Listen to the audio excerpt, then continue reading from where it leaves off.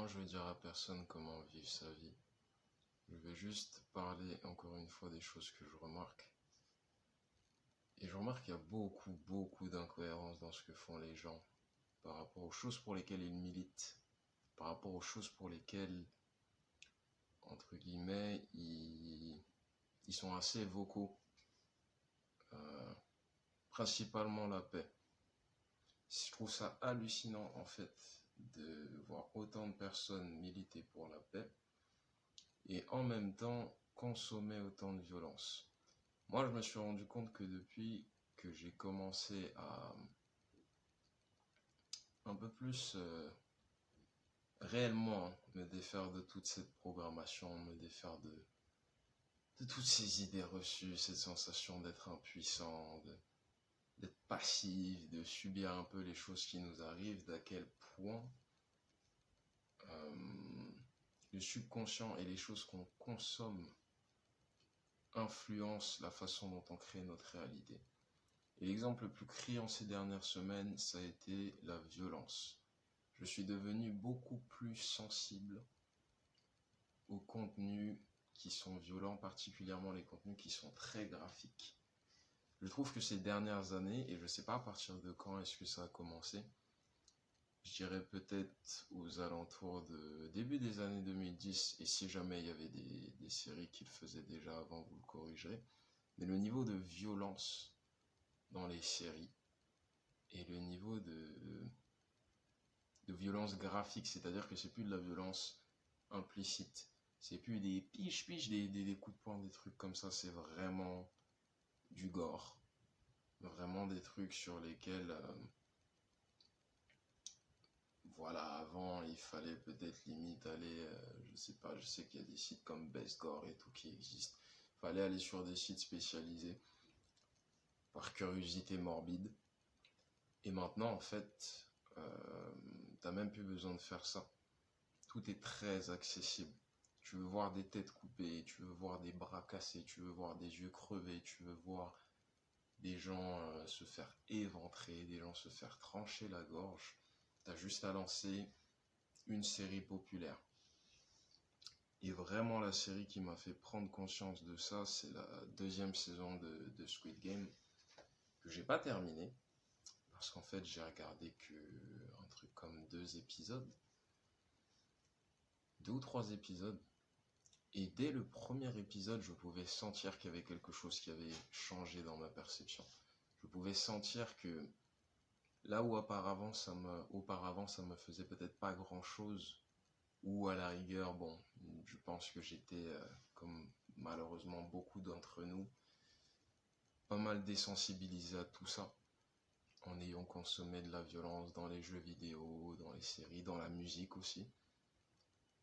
Là, cette fois, je sentais réellement quelque chose de beaucoup plus sombre venir de l'écran. Je sentais réellement que ce que je regardais me dérangeait profondément, me retournait un peu le bide, pour ne rien cacher. Et je me suis vraiment posé une question. Je me suis dit, dans ma vie, j'aime me sentir en sécurité. J'aime aussi que les gens autour de moi se sentent en sécurité.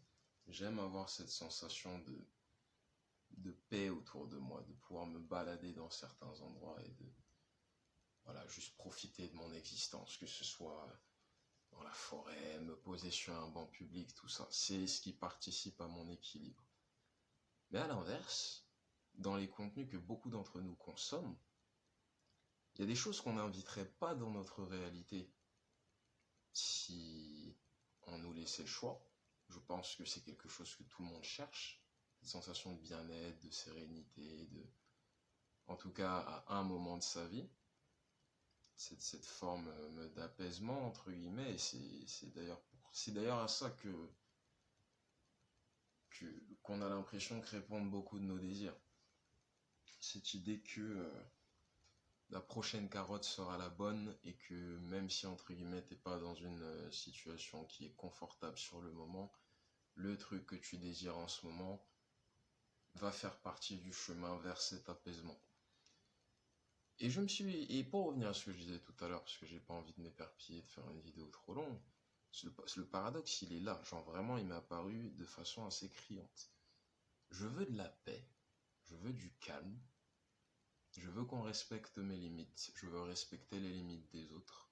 Mais dans le contenu que je consomme, je vois la violence, ou que ce soit verbal, physique, psychologique, euh, l'hypersexualisation, euh, le mensonge, la traîtrise, et tout ça, je considère ça comme du divertissement. Qu'est-ce qui se passe quand on absorbe de la violence et toutes les choses que j'ai citées à la suite, passivement et de façon divertissante? Qu'est-ce qu'on invite réellement dans notre subconscient? Parce que il y a une différence par exemple entre des médias qui nous permettent de prendre un certain recul. C'est totalement différent de voir de la violence dans, je sais pas, un animé, parce que bah, tu sais que, voilà, en ce moment je suis beaucoup sur Jujutsu Kaisen, et je sais qu'il y a personne qui va venir me choper dans la rue et me balancer une expansion du territoire, donc quand je le vois dans l'animé, et en plus les dessins me permettent de prendre un certain recul avec, c'est pas le même genre, si tu veux, de violence. C'est pas une violence aussi graphique que ce que tu peux voir dans les séries, on va dire live action. Des trucs comme Squid Game, Game of Thrones, Shogun, et des milliers d'autres. Des milliers, j'exagère, mais genre des dizaines ou des centaines d'autres. Aujourd'hui, c'est quelque chose qui est devenu tellement banal, et c'est une chose où spirituellement les gens se rendent pas compte que c'est pas toujours aussi simple que ça de dissocier. C'est pas toujours aussi simple que ça pour ton cerveau de faire la différence entre la réalité et la fiction, particulièrement quand les lignes se brouillent à ce point. Parce que dans ces séries-là, même si c'est des séries de fantasy, ça reste quand même... Il y a des êtres humains dans des trucs comme ça. Tu vois, dans Game of Thrones, il y a des êtres humains. J'ai jamais regardé qu'un épisode, mais bref, dans The Witcher, il y a des êtres humains. Donc, tu es en train de consommer de façon divertissante, même si c'est fictif, de la violence perpétrée sur des êtres humains. Et que tu le veuilles ou non, passivement, spirituellement, ce sont des choses que tu invites dans ta réalité. J'en suis convaincu parce que,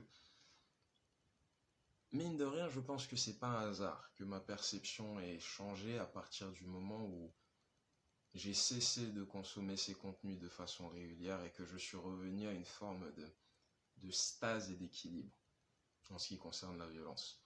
Et ça concerne pas nécessairement que la fiction ou les trucs du genre. Je suis passionné de boxe anglaise. C'est vraiment un truc qui, ça aussi, participe à mon équilibre aujourd'hui.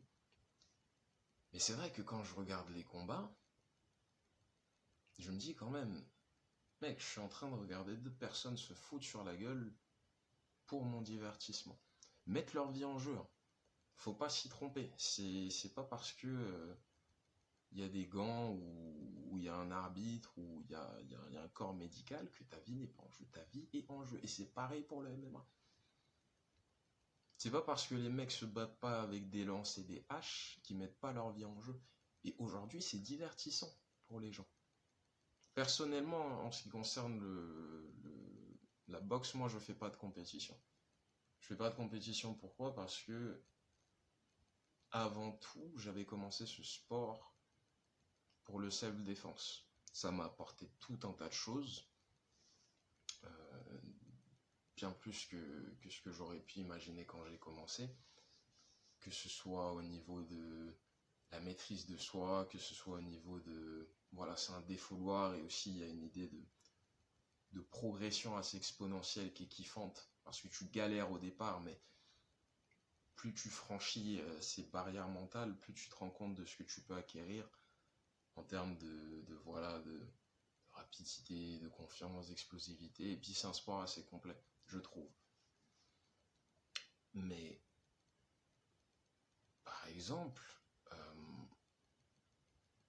voilà, comme j'ai dit tout à l'heure, je ne verrais pas l'intérêt de monter dans un ring et je ne suis pas en train de cracher sur ceux qui le font si c'est votre kiff. Pourquoi? Parce que je sais ce qui est en train de se jouer quand je monte sur un ring. Je me souviens d'un témoignage d'un boxeur anglais que je suivais qui s'appelle Yassine Ramsey. Yassine Ramsey plutôt, pardon. Certains le connaîtront sous le nom de Chess Boxer. Yassine Ramsey était probablement l'un des boxeurs les plus performant, on va dire, dans la zone où il évoluait. Il avait pas mal de suivi, participait et gagnait pas mal de compétitions. Et son rêve, ça a toujours été de devenir pro. Et avant de devenir pro, il a décidé de mettre un terme à sa carrière. Il était à la porte, hein. Il était vraiment à la porte du monde professionnel. Et quand il a expliqué pourquoi, il a donné deux raisons très simples. Le premier, sa religion. La première, pardon, sa religion. La seconde, le fait qu'il y a eu des histoires qui quand même l'ont fait réfléchir.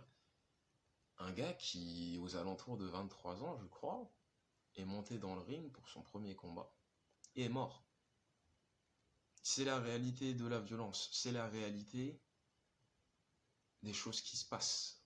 C'est la réalité de ce qu'aujourd'hui on considère comme du divertissement. Et militer pour un monde sans guerre, militer pour un monde où il y a plus de paix, où il y a plus de compréhension, où il y a plus de respect des limites, d'échange et de partage, et en même temps consommer pour notre divertissement des contenus qui vont totalement à l'encontre de tout ça, je sens en mon être qu'il y a quelque chose d'incohérent. Et c'est pareil pour tout un tas de médias. Je pense qu'on ne peut pas à la fois reconnaître que la limite entre le virtuel et le réel s'est brouillée à ce point et se dire que le contenu qu'on consomme ne nous influence pas ou qu'on est capable de faire la distinction parce qu'on n'est pas simplement des êtres physiques.